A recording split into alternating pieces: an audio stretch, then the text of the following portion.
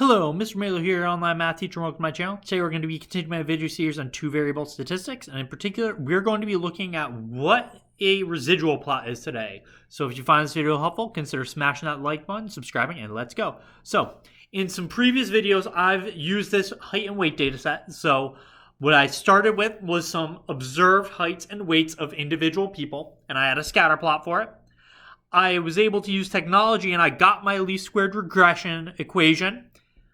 I used the equation to predict how much I think individuals would weigh based on their heights.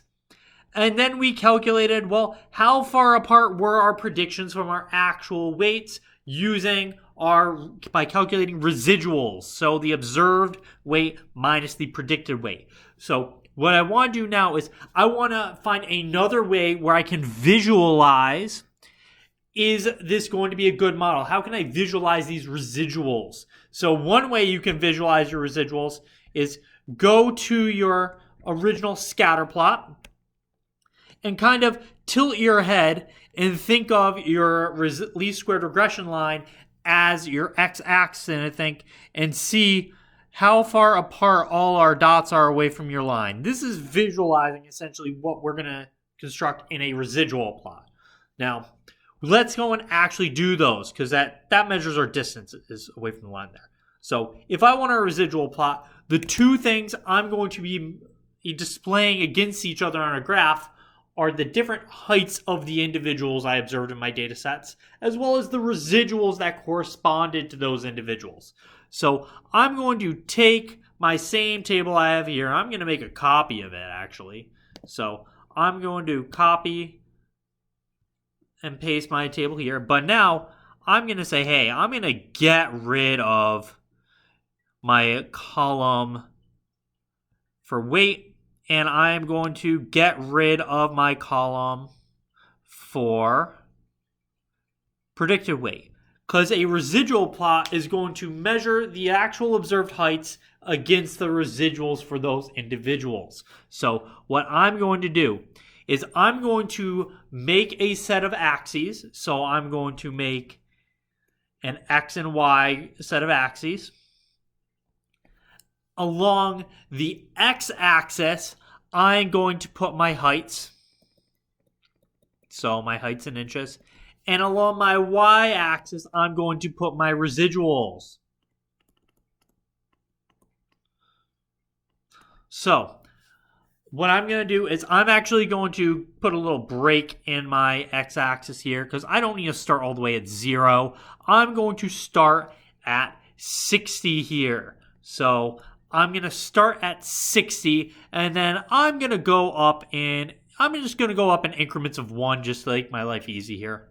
So I've made my x-axis here. It's my heights. You can pick a different scale on the x-axis if you want. My residuals, I'm not really going to mess with that. I'm not going to make breaks in my residual axes, but I'm definitely going to scale it differently. And I can see my residuals go everywhere from about -14.5 all the way up to a little more than 26. So where I think I'm going to scale this with is in 5s along my y-axis. So I'm going to maybe go 5, 10, 15, 20, and I'm going to extend my axis a little bit up here because I want to go up a little more. 20, let's see, so 25 and 30. So this is my residual axis. And then I need to do the same thing going down, so -5, -10, -15, and -20. So this should cover all my bases as far as my scaling is concerned. Now, I usually have my students do this with technology, but this is completely up to you. But this is a general idea of what a residual plot is. I take my, say, individual who is 70 inches tall, this first row in my data set, or second row, first non-label row. So I go over to 70 on my heights axis, and then I see, their residual was -15.211. So I'm going to put a point down right around where negative 15.211 is on the y-axis. So I plot my residual. So I have that this point is my individual is 70 inches tall with a residual of negative 15.211 if you want to think of it as an ordered pair here. And I can keep going and doing this. So my individual is 68 inches tall. His residuals were somewhere around negative 1. So I have a point that's really close to the x-axis. 73, my person is about, I need to extend it a little more, 73 is about a little more than negative 3, so I'm going to have a dot roughly around here, and I can continue doing this till I've made dots for every single one of my individuals in this data set.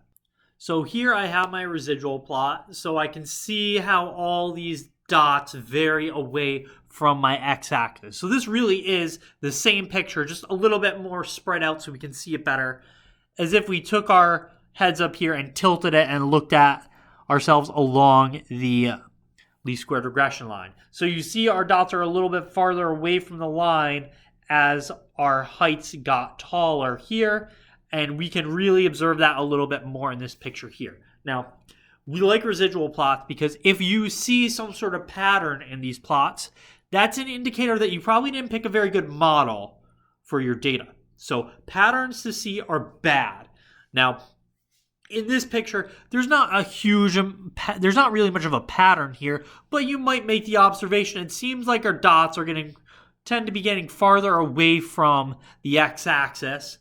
It's because we have larger residuals for larger height values. So that might be an indicator for you that you don't necessarily want to use this model to make predictions for taller individuals. So that's really what we use this residual plot for. It's a good way to visualize, is our model good or not? If you see a pattern, that's a bad thing. It would mean your model is a bad choice. If you don't see a pattern, that means your model, that's one indicator that your least squared regression line might be a good model. And you can make residual plots using other prediction equations outside of least squared regression lines. But this is the general idea on what a residual plot is. So, I hope you found this video helpful. If you did, smash that like button and have an awesome day.